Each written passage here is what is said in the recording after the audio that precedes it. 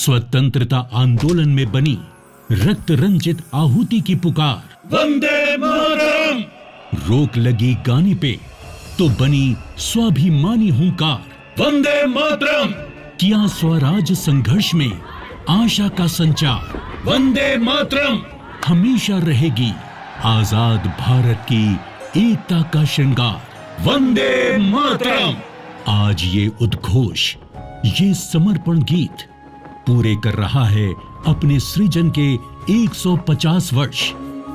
हमारे राष्ट्रगीत वंदे मातरम के 150 साल होने जा रहे हैं। 1905 में जब अंग्रेजों ने बंगाल का विभाजन किया, उसके प्रतिरोध में वंदे मातरम हर देशवासी का स्वर बन गया था। माननीय प्रधानमंत्री श्री नरेंद्र मोदी जी के आह्वान पर पूरा देश इस गीत के अमर योगदान का उत्सव मना रहा है। जब ब्रिटिश सरकार भारतीयों की स्वतंत्र आत्मा पर आघात कर रही थी, तब वंदे मातरम महामंत्र बनकर कोलकाता से काशी और कश्मीर से कन्याकुमारी तक भारतीयों के हृदय में मां भारती के लिए भक्ति और प्रेम जगा रहा था। और हो भी क्यों ना, आखिर इस गीत के सृजन का आधार एक स्वतंत्र चित्त भारतीय के स्वाभिमान पर हुई चोट का उत्तर जो था। सन 1873 बंकिम चंद्र चट्टोपाध्याय एक शाम जब अपने घर लौट रहे थे कि वहां उपस्थित कर्नल डफिन नाम के एक ब्रिटिश ऑफिसर ने उनके साथ हाथापाई की।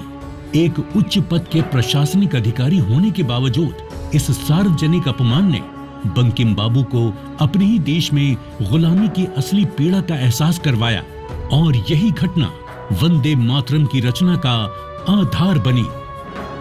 सन 1875 में संस्कृत और बंगाली शब्दों के संगम से भारतीय संस्कृति और आत्मगौरव के पुनर्जागरण के लिए बंकिम बाबू ने इस गीत की रचना की। इस गीत में भारत को एक सजीव इकाई, एक मां के रूप में दर्शाया गया। एक ऐसी मां जो शस्य से श्यामला, सुजलाम, सुपोषित और पवित्र है।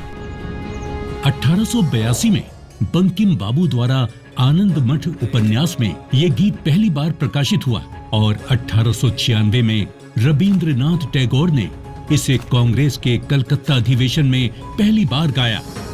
जब लॉर्ड कर्जन ने फूट डालो और राज करो की नीति के तहत बंगाल का विभाजन किया, तब वंदे मातरम बंगाल के नवजागरण की चेतना बन गया।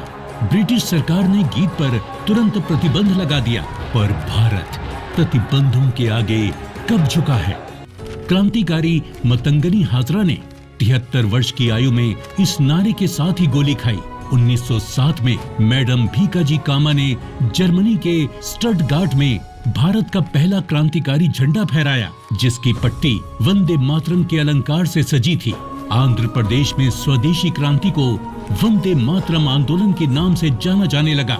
स्कूल में पढ़ने वाले बच्चों से लेकर देश के बड़े नेताओं तक वंदे मातरम के मंत्र ने सभी प्रकार की आजादी के संघर्ष में क्रांति का काम किया। आजादी की आवाज बन चुके वंदे मातरम को उसके ऐतिहासिक योगदान के लिए 24 जनवरी 1950 को राष्ट्रीय गीत का गौरव प्राप्त हुआ।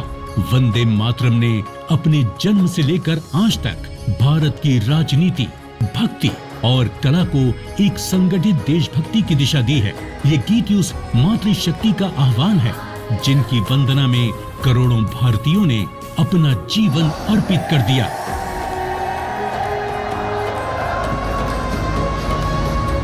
वंदे वंदे वंदे वंदे वंदे वंदे